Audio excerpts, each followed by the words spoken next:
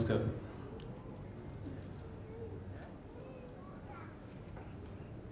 രാജമാണിക്യം തമിഴ്നാട്ടിൽ ജനിച്ചു വളർന്ന ആളാണ്. നമ്മളിൽ എല്ലാവരെയും പോലെ അല്ലെങ്കിൽ പലരെയും പോലെ ബാല്യകൗമാരങ്ങൾ യൗവനങ്ങളെല്ലാം പലർക്കും പലതും സംഘർഷം നൽകിയതും ഒരുപാട് വിചിത്രവുമായ അനുഭവങ്ങളുള്ള കാലഘട്ടങ്ങളാണ്. എല്ലാവരും സ്വർണ്ണക്കരണ്ടിയോട് ജനിച്ചവരെല്ലാവരും 50 വർഷം കൊണ്ടാണ് ഇപ്പോഴത്തെ യൂസഫ് അലി ആയത്.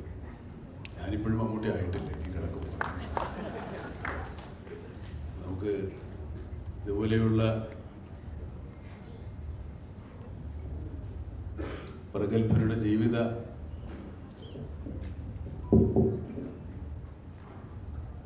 കഥകൾ ഇൻസ്പിറേഷൻ ആകാറുണ്ട്. ഇതൊരു സിനിമാ കഥ പോലെ തോന്നിക്കുന്നുവെന്ന് പറഞ്ഞാൽ അത്ഭുതമില്ല.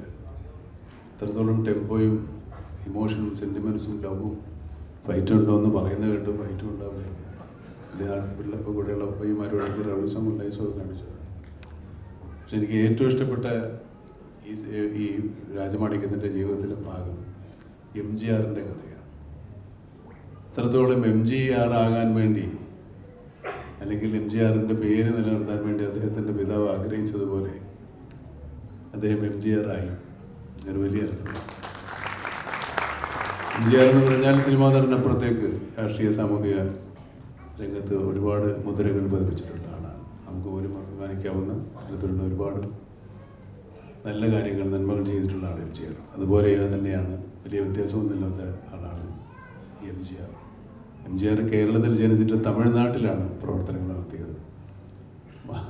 രാജമാണിക്യം തിരിച്ചാണ് തമിഴ്നാട്ടിൽ ധരിച്ചിട്ട് കേരളത്തിലാണ് പുള്ളി MGR ആയതെന്ന് മാത്രം. നമുക്കൊരു MGR ഉണ്ട്, അത് രാജമാണിക്യമുണ്ട്. രാജമാണിക്യം സെൻറ്റിമെൻ്റ് എന്ന് പറയുന്ന എൻ്റെ കഥാപാത്രം രാജമാണിക്യമായിട്ട് കാണുമ്പോഴും അങ്ങനെ ഒരു ചെറിയ അടുപ്പം ഞങ്ങൾ തമ്മിലുണ്ട്.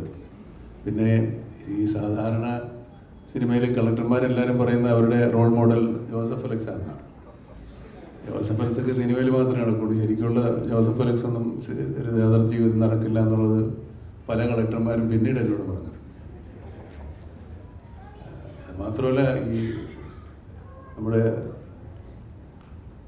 സർവീസിലുള്ള ആൾക്കാർ, അങ്ങനെ പഠിച്ച് പാസ്സായി IAS IPS ഒക്കെ ഉള്ള ആൾക്കാരാണ് ശരിക്കും പറഞ്ഞാൽ നമ്മുടെ നാടിനെ മുന്നോട്ട് കൊണ്ടുപോകുന്നതിൽ പ്രധാന ശില്പികൾ. അവർ നമ്മൾ വോട്ട് ചെയ്ത് ജയിപ്പിച്ചു പോകുന്ന നമ്മുടെ ഭരണ അധികാരികളായ മന്ത്രിമാർക്ക് അപ്പുറത്തേക്ക് ഇത്രയും സൗകര്യങ്ങളും അവർക്ക് അറിയാത്ത ഒരുപാട് കാര്യങ്ങളുണ്ടാകും. രാഷ്ട്രീയ പ്രവർത്തകർക്ക് എല്ലാ കാര്യങ്ങളും അറിയണമെന്നില്ല. അല്ല, അവർ അതിനോട് കാര്യമായി വിശദീകരിച്ച് നമ്മളിലേക്ക് എത്തുന്ന ഒരു മീഡിയേറ്റേഴ്സാണ് ഇവർ എത്രത്തോളം നന്നായി പ്രവർത്തിക്കുന്നതനുസരിച്ചിട്ടാണ് നമ്മുടെ നാട്. കേരളത്തിൻ്റെ ഉയർച്ചയ്ക്ക് ഒരുപാട് ഇതുപോലുള്ള AS ഉദ്യോഗസ്ഥന്മാരുടെ സേവനം സംഭാവനകൾ ഉണ്ടായിട്ടുണ്ട്. ഇപ്പോഴും രാജമാണിക്യം കേരള കേഡറിൽ തന്നെയാണ്. അങ്ങനൊരു സമാധാനമുണ്ട്. രാജമാണിക്യം ഇവിടെ എവിടെയെങ്കിലും കാണും. വേറെ സാർ ഇതുവരെ കേരളം വിട്ട് പോയിട്ടേ ഇല്ല. പുള്ളി ഇപ്പം മലയാളത്തിൽ കവിതകളൊക്കെ എഴുതി തുടങ്ങിയിട്ടുണ്ട്. അങ്ങനെ ഇവിടെ വരുന്ന ആളുകൾക്ക് ഒരു പ്രത്യേക വീട് പോലെ തന്നെ, സ്വന്തം വീട് പോലെ കുറേ കാലം കഴിഞ്ഞാൽ ഉദ്യോഗസ്ഥന്മാർക്ക് തിരിച്ചു പോകാൻ പറ്റുന്നില്ല. ഞാൻ ഈ അടുത്ത കാലത്തൊരു വീഡിയോ കണ്ടൊരു ത്രിപുരയിൽ നിന്ന് മറ്റുള്ളൊരു ഓഫീസർ, പുള്ളി ഫുൾ മലയാളവും പറഞ്ഞ് മലയാളത്തിൽ കരഞ്ഞുകൊണ്ട് പോകുന്നു. ഇവിടെ നിന്ന് വിട്ടുപോകാൻ താല്പര്യമില്ല, ഇവിടുത്തെ ഭക്ഷണം, ഇവിടുത്തെ മനുഷ്യർ. ഞാൻ തന്നെ അത്ഭുതപ്പെട്ടു പോയി. നമ്മളൊക്കെ അത്ര നല്ല മനുഷ്യരാണ്. അങ്ങനെ പക്ഷേ ഉണ്ടല്ലോ, തപ്പിയെടുത്താൽ കിട്ടും. ഭൂരിപക്ഷം നല്ലതാവുന്നു. രണ്ടൊക്കെ എവിടെ ഇവിടെ കാണുമെന്ന്.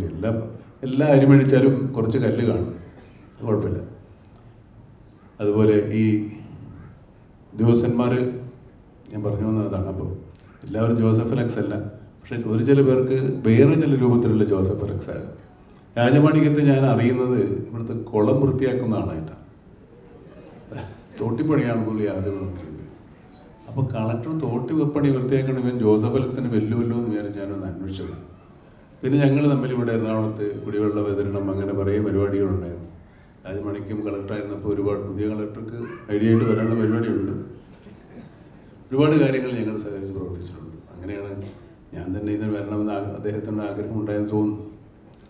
ഏതായാലും അനുഭവങ്ങൾ ഇതിപ്പോൾ ജീവിതത്തിൻ്റെ പകുതിയായിട്ടുള്ളൂ.